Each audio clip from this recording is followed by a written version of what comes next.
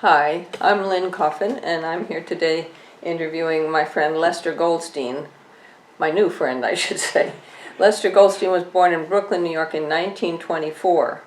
I'm reading from the bio book at University House that lists the sort of skeleton bios of people, and I was interested that at the very beginning he says that in 1924 newborn life expectancy was 56 years. So unlike a lot of the bios, right away, the first thing I learned I learned something from Lester, and one of the things, he's very active, he's a great activist, and he's very interested in history and what's going on, and right away he gives us that fact. So he went to Brooklyn, graduated from PS 16, Brooklyn Technical High School, and Brooklyn College was Lester's home for the next 24 years, except from ages 7 to 10 when he was at a New Jersey boarding school. And we'll talk with him about that in a moment. From the ages of 18 and 21 when he was in the U.S. Army. These were pivotal episodes in his education.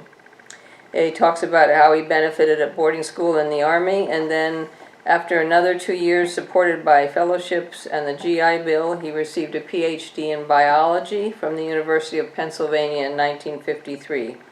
And he did 6 years of postdoc research at the University of California, and in 1959, Lester was asked to come back, return to the University of Pennsylvania to replace his former professor, which was one of the great thrills of his life.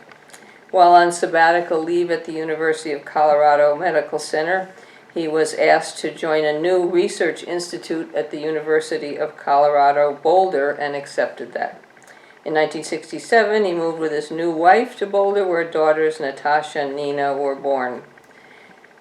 1982 was not a good year. In that year, Lester was divorced. He also accepted a position at the director of the School of Biological Sciences at the University of Kentucky, an administrative job for which he was ill-suited. That's my view. That's your assessment, right? They probably loved you. 1992 was a good year. That's when Lester retired and moved to Seattle. He had spent sabbaticals in the Department of Genetics at UW in 77, 78, and 90, 91, and he came to love Seattle. Not long after moving here, he met Mona Memmer and knew that Seattle was where he had to be. During retirement, Lester has devoted much time when not traveling to teaching various courses at the Lifetime Learning Center, working on election reform, and advocating for a more pedestrian-friendly Seattle. So that's the bare bones. So, Lester, let's begin and talk a little bit about your childhood. You mentioned you were born in 1924, and what sort of a family did you grow up in? Minimal. Minimal, that's a good word. My parents split when I was 2. I had almost no contact with my father thereafter. I encountered him once, I think, and when I was about 5, incidentally, on the street. It wasn't. I was with my mother, and it wasn't planned. And, right. And that was, well. Subsequently, my mother insisted, when my father was in a sanitarium in California with tuberculosis, that she learned about this from one of my father's relatives and insisted that I write letters to my father who I did not know. And that was it. My father died when I was 12, and my mother, who was rather religious, not too fanatical, but pretty religious, insisted, as a good Jew, that I say Kaddish for my father for 1 year. That meant going to synagogue morning and night every day of the week for a year. I think it was an immunizing dose. Okay. So he was not really a presence in your life. No. And you said you talked about the boarding school. You were how old when you went to boarding school? 7. That would have been 1931. Very serious Depression times. My mother worked as a seamstress in a men's neckwear factory, and didn't make much money. We were very poor. Although my mother did not make that apparent to me, in most ways she tried desperately to bring me up in a reasonable way, but she couldn't find anybody to take care of me while she was working, and ultimately, through what kind of sacrifices I cannot imagine, sent me to this boarding school in New Jersey, where I was both in the school year and in the summer when it was a camp for 3 years. And I was very well educated there. And you also, sounds like you were fairly happy there, is that true? I was reasonably happy. The reason being I think, a very significant reason was that I was just like every other kid there. No parent around, which was different from what it was like when I was living in Brooklyn. Right. What about the 15 cents story? That sort of indicates your poverty. Well, when I went to high school at the age of 13, the high school was a very good school. I was very pleased to go there, but it was not a neighborhood high school. It was a somewhat elite high school. It was still a public one, but about almost 3 miles from home. And my mother gave me a big allowance of 15 cents a day, 10 cents of which was for car fare, take the trolley to and fro. And then I had a nickel of discretionary money. I could do any wild thing at all with that. But to triple that discretionary money, I most of the time walked to school and back. And so I became an avid walker. I have done an awful lot of walking in my life. Right. I want to follow up on that later. How far do you think that round trip, well, how far was one way, roughly? It was a little less, it's about the distance that you would go around Green Lake. A little less than 3 miles. Wonderful. Okay. So that was sort of in training, and later on you enjoyed hiking and a lot of walking and so forth, right? Even when I was in the infantry in the army. Okay. So tell me, you say you went to high school at 13. That's kind of early, isn't it? How did that come about? When I returned from boarding school, I was so far ahead of the other kids that in 3 consecutive terms I was advanced one term beyond the other. So I was, when I graduated elementary school, I was essentially a year and a half ahead of the other kids. So I got to high school earlier. Yeah. Did you suffer any bullying because of that? No, amazingly not, because I think I was pretty obnoxious in some of my classes. I would show off how much more knowledgeable I was, but I didn't get much bullying, except by a cop. But I didn't tell you about that story. No, tell me about that. That's very topical. Bullying by a cop, all right. I'll try to make this succinct. I was the first year in high school. We lived across the street from the elementary school that I had gone to, but I was already out of there, and other kids my age and I would play handball on the wall of the school that faced the street. Yeah. It was interesting because there were imperfections, and ball would do lots of funny things. And on this particular day, the kids to whom I was now superior, because I was no longer in elementary, were acting up in the street. They were causing some trouble. A lot of them on strike or some nonsense like that. We ignored them. But the cops came and to chase them away because they'd become such a nuisance. And we ignored all that, or tried to. And at one point, somebody comes up behind me and gives me a shove and says, "Get out of here," or something like that. And this is a rough neighborhood. You don't let people push you around. So without looking, I just swung around with a fist and struck whoever it was that was pushing me. It was a policeman. I hit him in the gut. And he then responded with hitting me with his club a few times on my butt. I couldn't sit for about a week. Oh, wow. And I got taken into the police station. They didn't book me or anything, but they just tried to intimidate me in some ways, and then they released me. But the cop got into trouble. He was transferred from that precinct to another one for having hit me with a cop. But I started out Right. and heroically fighting a cop. That must have increased your reputation so that people didn't want to mess with you. This is a guy who hits cops. I don't know. Okay. So when you went on to college, was the Army came first? What was the chronology? Well, more or less, but actually I did start college after I graduated high school. Couldn't afford to go to regular college.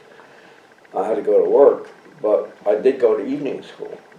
Evening school at City College of New York in business. Business. It was the worst educational experience of my life. I did that for 2 semesters of the evening. The only time in my life I ever fell asleep in class was then. And what were you doing as work at that time? You were working, you said. I had a fair number of jobs, but the last job I had was the most significant one. I had worked my way up to being head of the department, the shipping department in a dress manufacturing firm.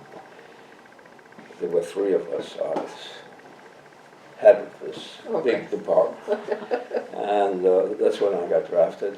Okay. And if it hadn't been for the GI Bill, I probably would have been back there and worked my way up to being sales manager or some big thing like that. What was your reaction to being drafted? A mix. Mostly I was relieved because all my friends who were older had been drafted. I was the last one. Right. My mother had finagled things, so I didn't get drafted right away when I was 18, but not too long after. So this was in what year? 1943, March of 1943. And where did you go when you were drafted? Where Well, first I was sent to Virginia for basic training. That was as a medic in infantry. But the big break came at the end of that when in this case it was the Army, started what was called the Army Specialized Training Program, and this was started in many universities around the country. Those of us who passed or qualified on some kind of an exam were selected to go, and I was selected to go to Princeton. I was at Princeton for 9 months, equivalent in that, given out, they speeded things up, 3 semesters worth of liberal arts education. Yeah. That was not the GI Bill yet, but Right. And then then you went back to the Army, or you? Yeah, back to the Army, back as an infantryman, back as a medic, but I kicked around somewhat and did not get to go overseas into combat until December of '44. And then, actually, that was about the time of the bulge, but I fortunately was not involved in that. Right. And but my outfit entered fighting in the Saar region of Germany in January of 45. And how long was that? Was that Well, that till we were in cellars. We weren't moving anywhere. There were military and there was the German, for example, Maginot Line, was it called? We were facing that for about a month or 2. I can't remember the specifics, and then we finally broke through, and it was just almost like a picnic going the rest of the way. I was in the Third Army. What's his name? Everybody knows this. I don't. Maybe it's, I can't remember the general's name. Not Patton. Patton, yes, it was Patton. And we were, I don't want to go into much detail about this, but we were heading towards Berlin, once we crossed the Rhine. And this was cutting in front of the other American armies and the British army. Oh. And I finally had to get on them and told them, Yeah. we better head south. And so we did suddenly head south down to about the Danube River, and then we continued on east, and finally met the Soviets in, just outside Linz, Austria. Uh-huh. That's when it was VE Day. Right. One of the most notable things was about early April. The VE Day was May 8th. I remember that because it was Harry Truman's birthday. It's a good way to remember. Anyhow. How do you remember Harry Truman's birthday? By VE Day. Right. On about a month before that, we had encountered and liberated the first concentration camp that the American Army had liberated. A small concentration camp called Ohrdruf, and that was a very notable experience, but I don't think we want to take too much time to go into that. It must have been horrifying. It was. Did you know by that time? I've read different accounts that some people, you know, they I didn't. was much more knowledgeable about it than my fellow soldiers, Right. who were sort of hillbillies from Kentucky and West Virginia. Nice kids, but they were almost illiterate. In fact, I wrote letters for many of them, letters home, because they were essentially illiterate. But they were unbelievably horrified. I was not as shocked as they were, Uh-huh. being Jewish and sensitive to a Yeah. lot of this stuff. Right. And you knew about it before you went in the Army? Were you aware of this? With their Well, I didn't reports? know much about it, but Right. knew that there was a lot of horrible things being done to Jews. But I don't know how much I knew. This many years ago. Right. I don't trust my own memory Right. about it. Frankly, Mona and I were on a trip to along the Danube about 50 or 60 years later. I had done this, Like in the 90s, right? and I was looking forward to it a lot because Linz is on the Danube, and I was going to go back to Linz and some of the other towns and see them again after all that time. And what I discovered was they had moved Linz to the other side of the river from what I had remembered. Oh, well. That's what's But you remember the convinced me essential things. how good my memory is. Right. So when you came back, then you went to college and so on in the GI Bill. I know that you specialized in cellular biology. Is that a good term for it? Yes. And so when did you discover that specialty or? Oh, I got a little bit of experience in college doing a little lab work, and I loved it. And then when I went to grad school at Penn, I didn't have any great aspirations. I thought I was going to be a high school teacher in biology. I had intended just to get a master's. But the first year of graduate school was the happiest year of my life. I discovered what I really wanted to do in life.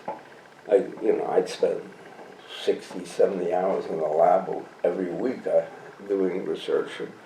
And the first year I made a discovery. It wasn't a great discovery, but it was a discovery. Nobody had ever done this before. And it was just I loved doing the work. I loved the thrills that came when one made a discovery. And I ended up staying there. I was there on a GI Bill for the first couple of years, and then I was lucky enough to get fellowships, and I finished up. Are you able to communicate? I know these specialties, when you're talking to somebody who knows about cellular biology or nuclear physics or anything very much, they don't know how to, it's very hard to describe to you who doesn't know that. Can you say something about the first discovery that you made? Yeah, I turned out to be what I did later on, even more sophisticated, much more sophisticated way. But I was isolating nuclei as the center of a cell, where all the genetic material is, from frog eggs, of all things. But I was using frog eggs because they are huge. I don't know if you've ever seen a frog egg, but they are very big. And then I would study what could go in and out of those eggs. What I was looking at, that was nonsense, really.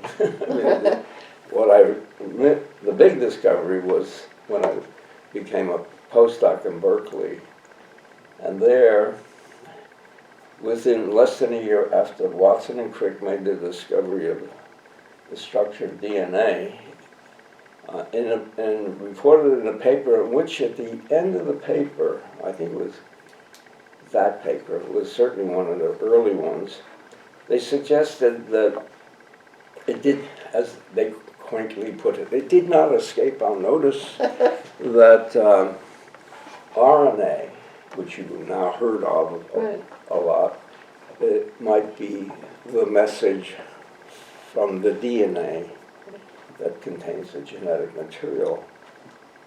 And within less than a year, without going into the grisly details, I had demonstrated that RNA could very well be that message coming from the DNA to the rest of the cell. And was that published since? Oh, yeah. Where was that published and how? Well, that one was published in the Proceedings of the National Academy of Sciences. I got a lot of publicity. Right. I mean, I got news articles all over about that. Right. Yeah, it was pretty exciting. Right. How did you end up getting kind of sidetracked into this administrative job at Kentucky, or? Well, that's not a happy episode.